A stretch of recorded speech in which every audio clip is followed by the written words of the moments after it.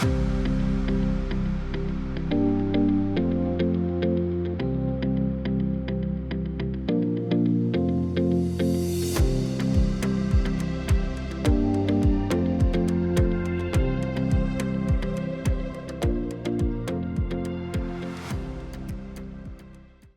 to our first day on the trail together. I'm glad you're here. If you haven't done so already, I recommend taking a moment or two and going back and looking at the introduction to the trail. There you will find things like how the trail is put together and how to use some of the different sections that you will find each day. Okay, with that, let's get started with our first day of readings. We will start today with Psalm 1. Now, before we jump in, I want to say that this is not meant to be an in-depth study.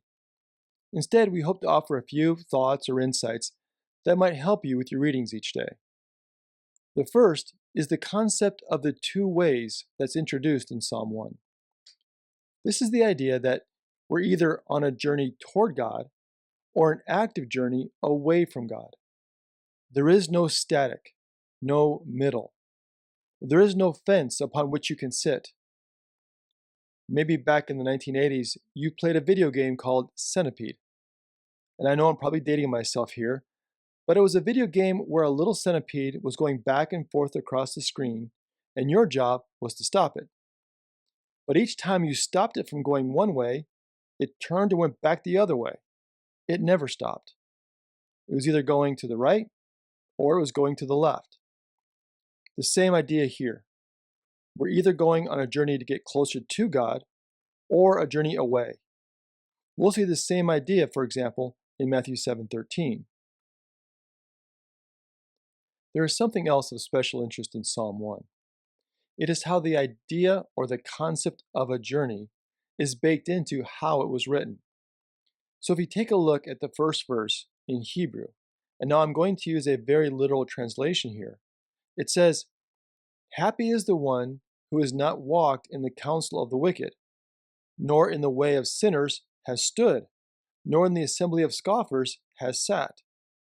So we have these three verbs: walk, stand, and sit.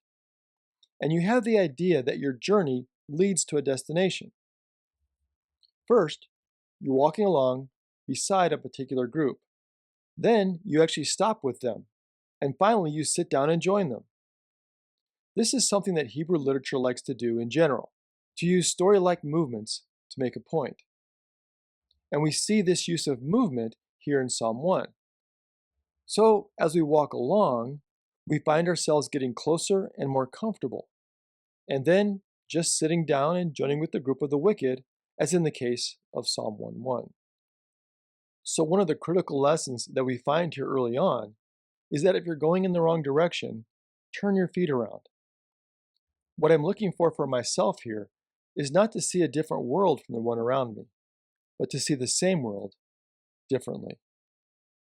Now, Psalm 2 has some interesting connections with the New Testament. Psalm 2:7 is actually paired with Isaiah 42 at Jesus' baptism. According to the record of Jesus' baptism found in Matthew 3, God says, "This is my son." This short description is taken directly from Psalm 2:7. In its original context, we believe Psalm 2 is a coronation psalm. It's a psalm about the king and how the king, as God's representative to the nation, functions as God's son. So when God says to Jesus, "This is my son," it harkens back to Psalm 2:7 and proclaims, "This is the king." Now the second half of the baptismal formula in Matthew adds to, "This is my son, the beloved, with whom I'm well pleased." This connects us to Isaiah 42, or the suffering servant. So, when we put these two together, God is proclaiming at Jesus' baptism that this is my son, my king, who's going to bring my kingdom, but not through the exertion of power, but by his suffering and his death. Finally, the wisdom of Ben Sirach. We begin with a prologue. This text from the Apocrypha was authored around the 2nd century BC, a period when the Seleucids ruled Judea. The Seleucids were one of several groups who ruled major portions of the known world following the death of Alexander the Great. In addition to their severe oppression of the Jewish people, they are bringing their Hellenistic culture to Judea. This deeply affects Jewish culture and causes conflicts and difficulties among families, friends, and fellow Jews as these two cultures are beginning to collide and in some cases assimilate. Ben Sirach is a grandson who is translating his grandfather's teachings from Hebrew into Greek.